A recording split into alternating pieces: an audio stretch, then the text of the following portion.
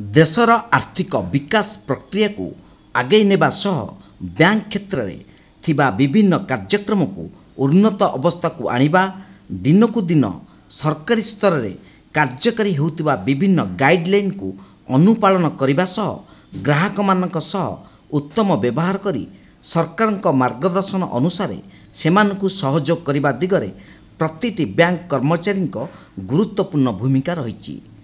तेणु ए दिगरे समस्त बैंक कर्मचारी यत्नवान हेबा सह मिलित उद्यमर आवश्यकता रही बोली गत शनिवार दिन राष्ट्रीय राजधानी दिल्ली और एनसीआर रे रहितिबा विभिन्न जातीयकरण बैंक और प्राइवेट बैंक गुड़िकरे कार्यरत थिबा ओडिया बैंक कर्मचारी पदाधिकारी और वरिष्ठ बैंक प्रशासक मानक बैठक और बंधु मिलन कार्यक्रम रे मत प्रकाश पाइछि। गत शनिवार दिन पूर्वाह्न स्थानीय हाउस खास स्थित श्री जगन्नाथ मंदिर परिसर में ओडिया बैंक कर्मचारी संगठित शाखार एक पारिवारिक बंधु मिलन कार्यक्रम अनुष्ठित हो जाइछि। प्रारंभ में विभिन्न बैंक रु आसीथिबा शाखा प्रबंधक सहकारी शाखा प्रबंधक उपमुख्य प्रबंधक और विभिन्न बैंक मुख्य प्रबंधक और अन्यान्य पदाधिकारी माने सेमानकर निज निजर परिचय प्रदान करथिले। संगठित शाखा को किभली सुदृढ़ करा जाई परिबो, सदस्य संख्या वृद्धि करा जिवो और अन्यान्य आनुषंगिक प्रसंग उपरे टेक्निक आलोचना करथिले।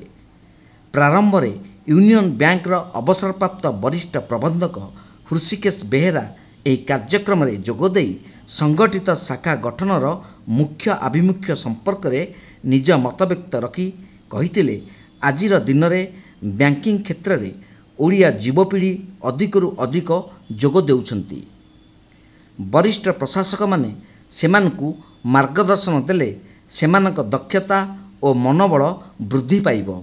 एही अवसर में विभिन्न बैंक पदाधिकारी मानकु अंगवस्त्र देई स्वागत संबर्धना करा जाइथिला।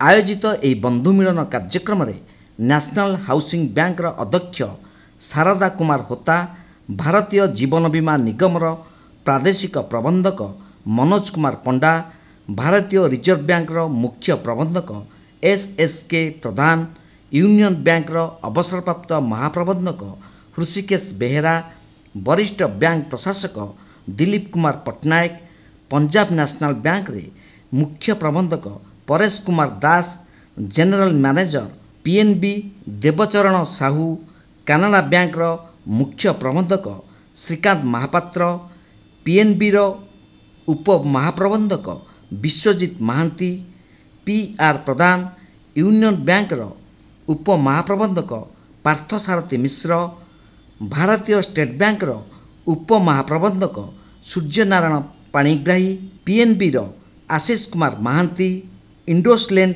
बैंक वरिष्ठ प्रशासक सुधांशु मिश्र, पीएनबी सहकारी मुख्य प्रबंधक उदय कुमार महापात्र सह बहु प्रमुख बैंक पदाधिकारी एथिरे जोग देइथिबा देखा जाइथिला। एही अवसर में आगामी वर्ष पई कर्मकर्ता चयन अनुष्ठित होइतिला। पंजाब नेशनल बैंक उपमुख्य प्रबंधक विश्वजीत महांती चलित थर सभापति होइतिबा बेले यूनियन बैंक अमित पति संपादक और आईडीआईबी बैंक मनोज बेहेरा कोषाध्यक्ष भावे दायित्व तुलाइबे बोली जना जाइछि। सेही भली रंजन कुमार रथों को उपदेष्टा भावे चयन करा जाइछि। नुआ दिल्ली लक्ष्मीनारायण बेबर्ता रिपोर्ट, तीर्थक्षेत्र लाइव।